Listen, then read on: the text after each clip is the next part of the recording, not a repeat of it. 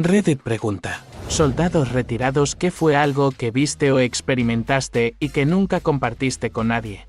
Mi primera paciente en Afganistán fue una niña de 10 meses. El padre la llevó hasta nuestra puerta pidiendo ayuda. La revisamos y literalmente le falta toda la piel desde el omóplato hasta la cintura en la parte posterior izquierda, quemado hasta los huesos. El papá dice que ella tropezó y quedó cortada por la grava. Claramente está quemada. Puedo olerlo todavía hoy. Puedo recordar el chillido que hizo. La piel carbonizada la tuve que quitar. Ese imbécil simplemente se sentó en un rincón. No puedo hacer nada para corregir la situación más que hacer lo que pueda por ella. Ese único momento definitivamente marcó el ritmo de los siguientes 9 meses. Uno de mis mejores amigos se emborrachó y se cayó del cuartel. Lo etiquetaron como un accidente. En realidad fue un suicidio por una niña. Lo sé, no es demasiado interesante, pero pensé en compartirlo. Nunca se lo dije a nadie. Siempre me sentí culpable. Serví en el ejército aquí en Finlandia como lo exige la ley, y había un tipo que fumaba mucho y lo llamábamos Skorsten chimenea en sueco. Su padre había matado a su madre y luego se ahorcó cuando Skorsten era joven. Skorsten siempre estuvo deprimido, pero se llevaba bien y éramos buenos amigos. Luego, 5 años después de que salimos, recibí un mensaje de un amigo del ejército que dice que Skorsten se había ahorcado porque su novia lo había dejado por otro chico. He aceptado que no había nada que pudiera haber hecho, pero todavía me persigue. A veces cuando salgo a fumar todavía recuerdo cómo me pedía un cigarrillo porque se le había perdido el suyo. Así que le enciendo un cigarrillo y lo coloco a un lado del cenicero. Esa es mi manera de recordarlo. No un soldado retirado, sino un médico de un hospital naval con una unidad marina que se desplegó en el valle de Sangib, Afganistán, en 2012. He visto muchas bajas en mi corto tiempo en la marina, pero ningún entrenamiento con tejido de amor podría prepararme para mi primer paciente con traumatismo serio. Ni siquiera uno de mis marines fue alcanzado. Estaba descansando en el puesto de socorro del batallón con un grupo de otros miembros del personal sanitario, reuniendo nuestras cosas y hablando sobre quién sobreviviría a un apocalipsis zombie cuando recibimos una llamada informándonos que teníamos un paciente en camino. Esto fue aproximadamente una semana después del despliegue. Acabábamos de llegar al FOB y la mayoría de nosotros saldríamos a patrullar bases. En los siguientes días, yo era uno de los miembros del personal médico de mayor rango allí, por lo que estaba a cargo de liderar el equipo en el tratamiento de este paciente. Teníamos un asistente personal allí, pero él estaba más interesado en dormir y confiaba en nuestros conocimientos médicos para poder tratar a este paciente adecuadamente. Cuando entró la víctima, salí corriendo para ver bien al paciente antes de que entrara y no esperaba lo que vi. Era un general mayor. Probablemente de alrededor de 70 años, es difícil decirlo, y había pisado un artefacto explosivo improvisado y tenía amputaciones bilaterales por encima de la rodilla. Cuando ingresó al BAS, le habían aplicado torniquetes y controlado el sangrado. Mi equipo conectó monitores. Aplicó torniquetes secundarios y obtuvo acceso intravenoso mientras yo aseguraba las vías respiratorias. Después de lo que parecieron segundos, habíamos terminado nuestra primera y segunda evaluación y estábamos esperando en el pájaro cuando el Propac dejó de leer los signos vitales. Recuerdo mirar al hombre y ver que no había vida en sus ojos. Intentamos realizar RCP durante algunos ciclos, pero sin productos sanguíneos fue inútil. Lo llamé. Estábamos quitando todas las intervenciones que le habíamos hecho cuando le dimos la vuelta y noté una pequeña incisión debajo de su nalga. Y encima de donde se aplicó el torniquete había un pequeño corte donde una metralla había volado y cortado su fémur.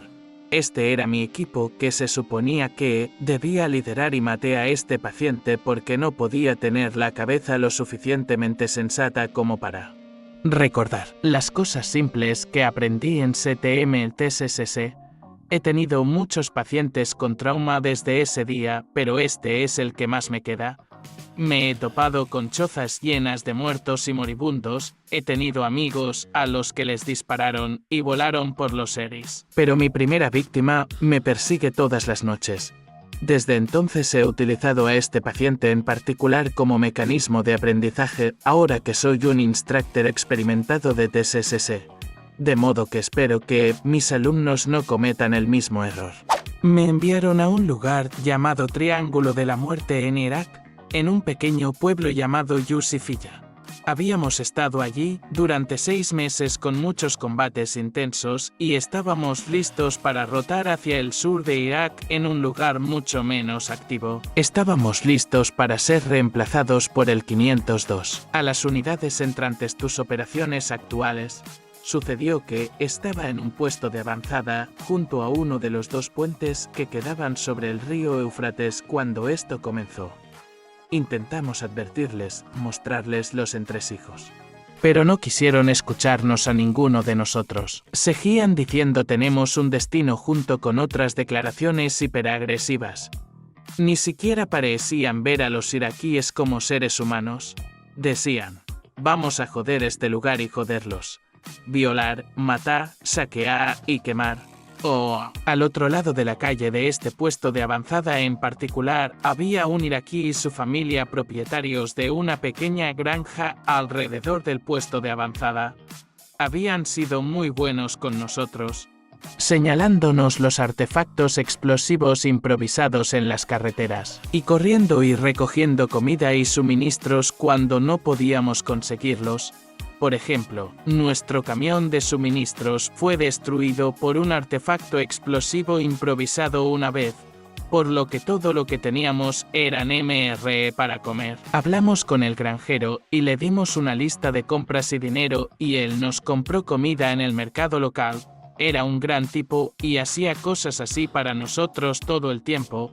Llevamos a los muchachos de la 502 a patrullar a pie y el granjero salió de su casa, saludándonos como lo hacía habitualmente y dirigiéndose hacia nosotros. Lo saludamos y comenzamos a hablar con él. Cuando fue a estrechar la mano de uno de los soldados del 502, el soldado simplemente se alejó y le dio un puñetazo en la boca, gritando maldito negro de arena. El sargento de nuestro pelotón lo sujetó y lo envió de regreso al puesto de avanzada con mi sargento y yo para escoltarlo mientras intentaba apaciguar al granjero. Llevamos ese soldado a su sargento, quien lo felicitó. Cuando nuestro sargento de pelotón regresó, les rompió uno nuevo, pero no pareció importarles. No estaba al tanto de la conversación entre mi sargento de pelotón y el suyo, pero tampoco pareció tener ningún impacto.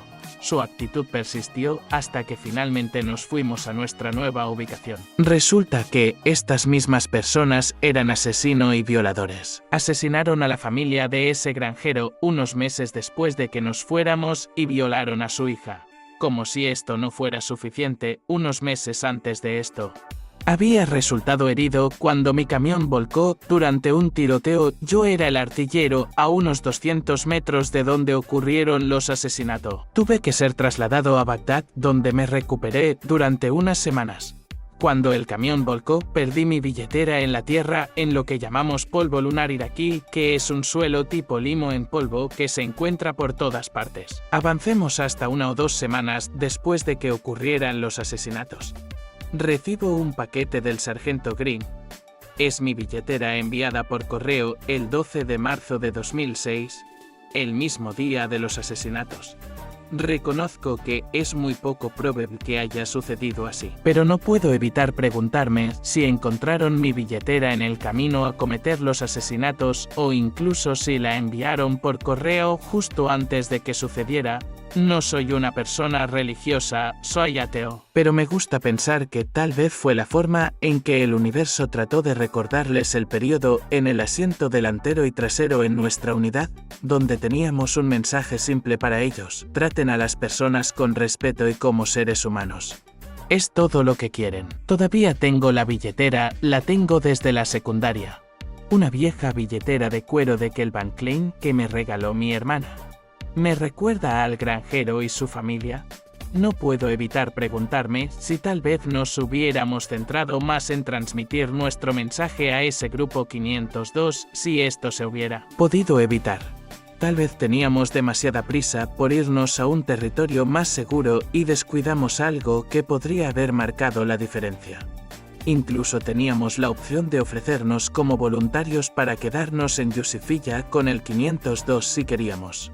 Pero lo rechacé, no por miedo al combate, ya que en ese momento estaba cómodamente insensible a ello, sino porque solo quería relajarme y sentía nostalgia. Me hace pensar que podría haber marcado una diferencia, pero no lo hice por algo simplistamente egoísta. Probablemente sea una tontería pensar eso y quizás un poco cliché, pero es lo que pienso. La sensación de no sentir nada después de matar a alguien es una locura. No es que seas frío como una piedra, sin emociones. Pero piensa que eres camarero en un restaurante y atiendes a tus clientes y no piensas en nada cuando sucede. Simplemente hazlo y continúa. No te das cuenta hasta más tarde y dices, hijo de puta, acabo de hacer eso. La emoción de todo es tan insulsa cuando sucede pero tan cruda cuando das un paso atrás.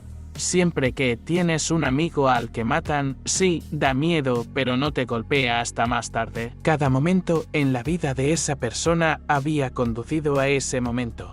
Está concluido, terminado, hecho. Cada primer beso, cada partido de fútbol del viernes por la noche, cada persona con la que tuvieron algún contacto o relación, cada cosa que dijeron. Cada plan que tuvieron o recuerdo que crearon. Llegó a una conclusión en un solo momento que acabó con toda su existencia. Participé en 78 ataques separados de fuerzas hostiles alrededor de Mosul en 2005. Muchas cosas malas. Pero lo único que no comparto es que una vez estaba en la torreta detrás de una ametralladora M2.50 haciendo seguridad en un combo y miré en un vehículo mientras pasábamos. Y había una niña pequeña, probablemente de 8 años, que tenía una herida de bala curada en la cara. Le faltaba un ojo. Ella me sonreía ampliamente y me saludaba enfáticamente. Yo simplemente le devolví el saludo. Esa pequeña niña tenía el peso del mundo sobre sus hombros y estaba sonriendo. Nunca he tenido un mal día desde entonces. También había un niño que tenía un corte profundo hasta donde el pulgar apenas le colgaba de la mano. Yo estaba nuevamente en la torre ese día y el niño corrió junto al camión haciendo un movimiento envolvente con esta mano. Traté de abrir mi bolsa de primeros auxilios para poder arrojarle mi vendaje esterilizado para envolver su mano. Pero el viejo botón, un pedazo de mierda de la era de Vietnam, no se soltaba. El pequeño corrió junto a nosotros durante aproximadamente un minuto mientras yo lo jodía. Finalmente me quité los clips de Ellis, los saqué de mi chaleco y se lo lancé todo. Él también estuvo sonriendo todo el tiempo y estaba muy feliz por el paquete. Es como, joder, hombre, realmente la jodimos allí. Porque no podríamos haber hecho más cosas realmente buenas en lugar de escoltar al idiota del comandante y a todo el maldito equipo de relaciones públicas a una escuela solo para que pudieran tomarse algunas jodidas fotografías con los pobres niños para publicarlas en el periódico en casa? Muchas gracias por ver el video. Recuerden que pueden comentar sus historias o consejos sobre esta temática. Recuerden suscribirse y compartir este video para que pueda seguir trayendo más de este contenido.